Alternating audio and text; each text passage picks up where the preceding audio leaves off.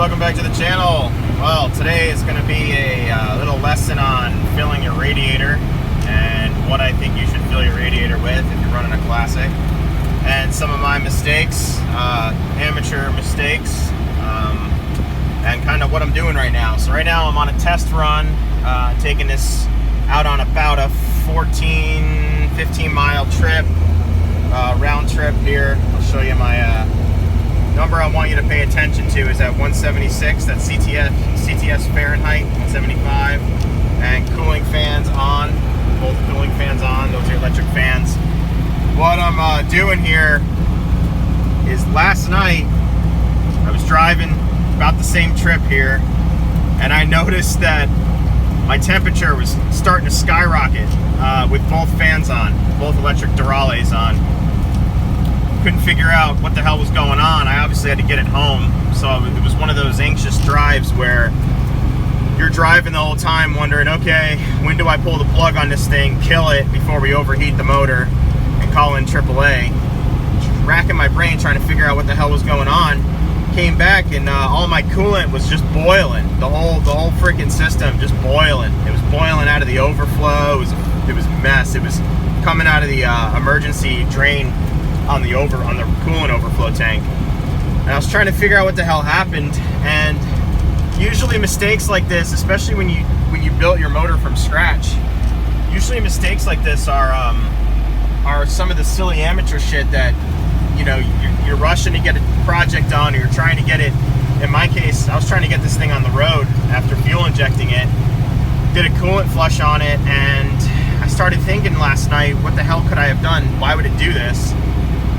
And I started thinking, when I filled the radiator up with radiator fluid, with the typical green, Prestone 50-50 mix, when I filled it up and added my water, I didn't fill it up at temperature. So here I am thinking that the radiator is full, and you got to wait till the engine gets up to operating temperature, because that thermostat opens up, and then it allows all the coolant to get into the engine block.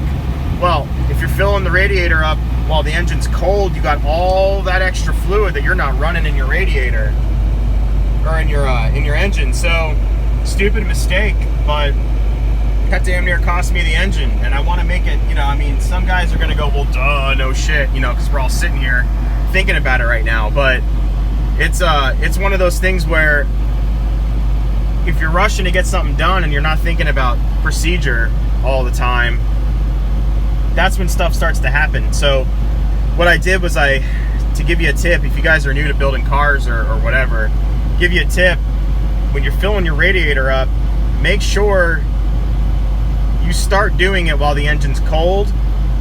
Let the engine get all the way up to operating temperature. I don't know what your thermostat's set to, but 160, 170, 180, 185, whatever it's at, because what's going to happen is that thermostat's blocking off all the coolant flow into the engine. Then it opens up because it wants the engine to get to operating temperature. Once it opens up, man, you got a whole another half a bottle of that coolant to get in that engine. So what I'm assuming from this drive is that I had so much air in my system, it was forcing the coolant to start to boil in the system because it was getting too hot. And once it hits its boiling point, that's it, game over. It'll boil all that coolant out of that system so fast, you'll have nothing left. So, little tip, when you're doing it, also, to get all the air out of the system, what you want to do is burp the system. And this is all, car building 101 here, but when you're filling up your system, you want to, as you create a good seal on that funnel when you're pouring in the coolant into the radiator, you want to sit there and squeeze the upper radiator hose. And what that does is it forces a suction draw on the funnel, and it forces the air out of the system. So the whole time while you're squeezing it, if you're a pansy, put on gloves because it's kind of hot, but keep squeezing it, and it'll start to force all that air out of the system, and then eventually it'll kind of settle off. And you always want to make sure you always got about halfway full on your coolant reservoir, on your coolant catch can too, on your overflow. So right now we're running at 177. I'm at a stoplight. Temperature is probably 90 degrees here in Florida today. That gauge hasn't fluctuated whatsoever. It's holding right at where I want it to be, which is about that 175 to 180, 185 range. So I think we got it licked. What I'm gonna do when I get back is pop the hood, make sure we don't have any boil over happening, although the temperature indication would tell me that something's happening right now as we sit here. So yeah, just a quick tip, guys, make sure you're, you know, don't do what I did. I mean, I can't tell you how many cars I've worked on and built and done radiator swaps on over the years, and this is stuff I know, but you're rushing trying to get stuff done. Make sure you fill it when you're up to temperature, because that almost just cost me this motor, which would have been really, really sad. So right now, car's keeping cool at 176. Charging system with those big old Durales on here.